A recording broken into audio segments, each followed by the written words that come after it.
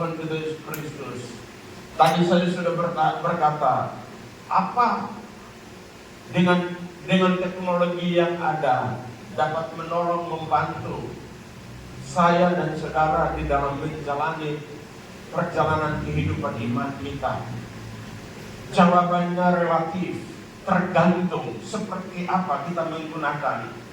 Dan kita ada di dalam kemajuan teknologi yang ada ini. Tergantung seperti apa kita memanfaatkan teknologi yang ada. Tergantung bagaimana kita menggunakan teknologi yang ada. Jadi itu berarti kembali pada pribadi saya. Teknologi itu bagus, teknologi yang ada itu sangat baik. Tapi kembali tergantung seperti apa saya dan saudara di dalam menggunakannya. Di satu sisi teknologi sangat baik untuk menolong kita di dalam mengembangkan iman kita. Tapi di satu sisi yang lain teknologi itu juga bisa dapat merusak kehidupan saya dan saudara. Artinya bahwa di sisi yang lain teknologi itu juga dapat bisa merusak iman kita. Nah, Bapak Ibu Saudara yang dikasihi di dalam Tuhan kita Yesus Kristus. Jadi perhatikan dengan baik bahwa segala sesuatu yang Tuhan buat, yang Tuhan kerjakan adalah untuk kebaikan bagi saudara dan saya. Tidak ada sesuatu yang Tuhan ciptakan atau yang Tuhan buat untuk mendatangkan malapetaka dalam kehidupan kita. Tapi Tuhan membuat segala sesuatu supaya apa? Supaya untuk mendatangkan kebaikan bagi saya dan saudara. Nah, untuk itu Bapak Ibu Saudara yang dikasihi, mari kita belajar pada pagi hari ini agar supaya kita semakin lebih mengerti, tetapi juga semakin berhati-hati di dalam menghidupi teknologi yang ada hari-hari ini. Bagaimana sikap kita di dalam menggunakan teknologi-teknologi yang ada, sehingga itu akan bisa sangat menolong saya dan saudara di dalam melaksanakan perjalanan iman saya dan saudara kepada Tuhan. Bapak Ibu perhatikan baik. Nah, untuk itu saudara, mari kita belajar. Kemajuan teknologi adalah sesuatu yang sangat membantu, menolong kehidupan kita. Tapi jika kita salah menggunakannya, itu akan membawa bahaya, membawa ancaman di dalam kehidupan kita. Mari kita belajar dari kisah Menara Babel. Ini adalah dampak dari teknologi tanpa takut akan Tuhan. Sekali lagi saya mengulangi, mari kita belajar dari Menara Babel. Ini adalah merupakan apa? Dampak dari teknologi yang tidak takut akan Tuhan. Hari ini kita boleh melihat berbagai perkembangan, kemajuan, tapi jangan lupa beratus beribu tahun yang lalu pun orang-orang hebat itu sudah ada. Dan mereka bisa membangun menara yang setinggi, sehebat itu. Tapi motivasinya adalah salah. Karena apa? Karena mereka tidak takut Tuhan.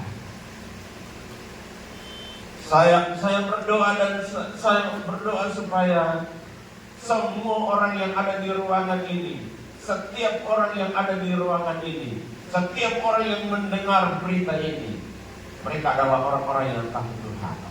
Apapun yang saudara hadapi dalam hari-hari hidup ini dengan kemajuan impact teknologi yang ada, saudara harus membangunnya di dalam takut akan Tuhan. Saya ambilkan contoh HP yang ada di tangan saudara. Itu adalah sebuah kemajuan teknologi. Kalau dulu orang mau masuk gereja, apalagi baru pertama mau masuk gereja yang istilahnya tepuk tangan, mereka keluar rumah harus sudah berpikir bagaimana untuk mereka pergi gereja pegang Alkitab. Maka Alkitab harus dibungkus dengan koran dan sebagainya. Hari ini sudah mudah, gampang bagi Bagi orang-orang yang seperti itu, yang punya mental yang seperti itu, tidak siap dalam situasi itu untuk datang ke gereja. Tidak takut lagi, tidak bawa Alkitab pun tidak apa, karena Alkitab ada di HP. Jadi tidak menjadi sebuah kesulitan lagi. Tapi tergantung bagaimana kita menggunakan. Saudara yang kita kasih di dalam Tuhan kita Yesus Kristus. Jadi kita lihat bahwa ada sebuah kesombongan yang ingin dibangun di dalam kehidupan mereka dan mulai membentuk semua, sehingga mau cari nama, mau cari reputasi yang baik dan segala macam, mau cari pujian dan sebagainya. Tapi apakah kesombongan itu Tuhan senang? Apakah kesombongan itu Tuhan suka? Sudah pasti Tuhan tidak suka. Makanya kita temukan dalam ayat-ayat selanjutnya bahwa Tuhan tidak senang, Tuhan tidak suka dengan sikap orang-orang yang seperti itu. Sehingga akhirnya Tuhan marah dan Tuhan berkata selanjutnya. Mari kita lihat selanjutnya, dikatakan bahwa penguasaan teknologi diawali atau diwakili oleh kemampuan membangun kota, dipakai untuk memberontak kepada Tuhan. Lalu mereka berkata, mari kita bangun supaya tidak ada yang mengacaukan kita. Saudara, ini roh yang tidak bagus. Ini roh yang jelek yang ada pada mereka, karena tidak takut Tuhan. Mereka merasa sangat hebat, mereka merasa sangat luar biasa. Mereka lupa bahwa hikmat dan pengetahuan itu datang dari Tuhan. Kemampuan, skill, semuanya datang dari Tuhan. Mereka lupakan semua itu, sehingga mereka mulai pakai untuk kebaikan dan kepujian untuk diri mereka. Dan apa yang terjadi, saudara yang kekasih, dikatakan Tuhan mengacaukan rencana mereka. Tuhan mengacaukan rencana mereka. Hal yang berikut adalah pemberontakan, kesombongan. Pemberontakan datang oleh karena kesombongan. Kalau dinasihati, rasa dirinya hebat. Siapa tahu kamu mau nasihati saya? Sombong. Lalu mulai memberontak. Dengar khotbah keras, memberontak dalam hati. Saya ada di sini. Ditegur dalam khotbah, rasanya sempas dicari gereja lain.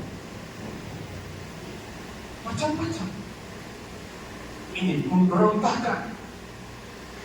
Nah, saudara lihat, pemberontakan adalah dosa. Pemberontakan adalah dosa yang tidak Tuhan sukai. Dan kita belajar, mereka semestinya tahu bahwa pemberontakan yang terjadi di zaman Nuh, ayat-ayatnya Tuhan hukum zaman itu dengan air bah, karena pemberontakan. Manusia hidup sesuka hatinya, tidak bisa dikendalikan oleh apapun, oleh siapapun. Dan Tuhan menghukum mereka dengan air bah. Semestinya mereka adalah sisa turunan daripada Nuh. Mereka harus belajar dari kejadian-kejadian masa lalu, sehingga tidak akan terulang pada mereka. Tapi kembali hal itu terjadi pada zaman Babilonia. Saudara, tidak kalah dan tidak kurang pun hari-hari ini, di zaman ini.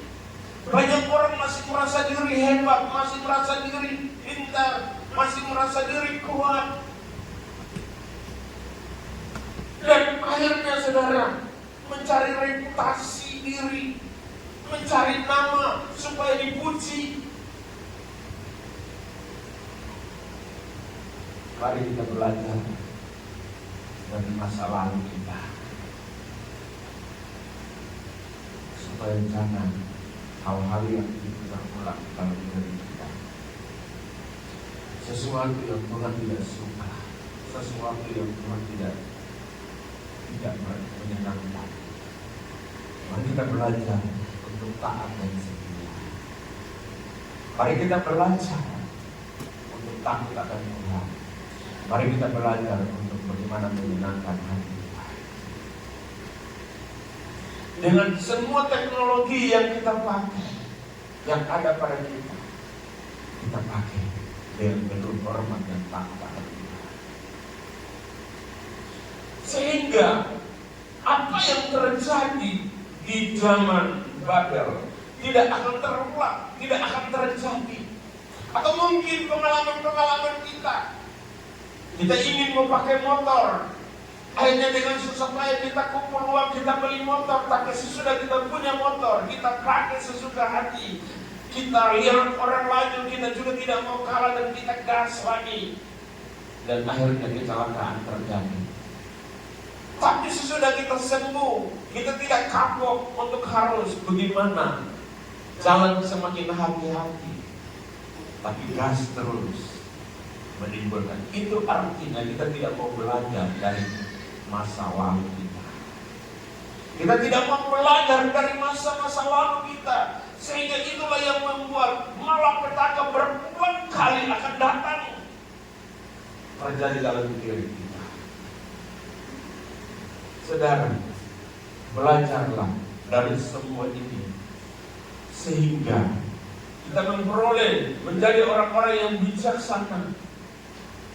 Bahkan penguasaan terhadap teknologi dapat menimbulkan kecokakan dalam diri manusia. Kita tahu, saudara, sekarang baru kita lihat kalau kapal pasir, kita bilang, wih kapal pasir, wih besar. Tapi apa? Titanic sudah ada lebih dahulu. Dan orang yang menciptakan Titanic dan kemudian orang yang naik menikmati Titanic, mereka bilang, wow, hebat. Tidak akan ada yang bisa menenggelamkan ini kapal. Padahal cuma tabrak gunung es. Hilang. Apa yang terjadi? Kebocoran. Akhirnya berapa ratus orang yang ada di kapal itu akhirnya harus mati. Ini kecokakan manusia, kesombongan manusia. Saya berdoa supaya jangan ada di antara kita. Apapun sekecil, maka saudara yang kekasih, apapun yang akan datang dalam hidupmu, apapun yang akan terjadi dalam hidupmu, dengarkan ini. Tangan Tuhan yang akan membela engkau. Tangan Tuhan yang akan mengangkat engkau. Tangan Tuhanlah juga yang akan meninggikan engkau. Tuhan memberkatimu. Bapa di dalam surga,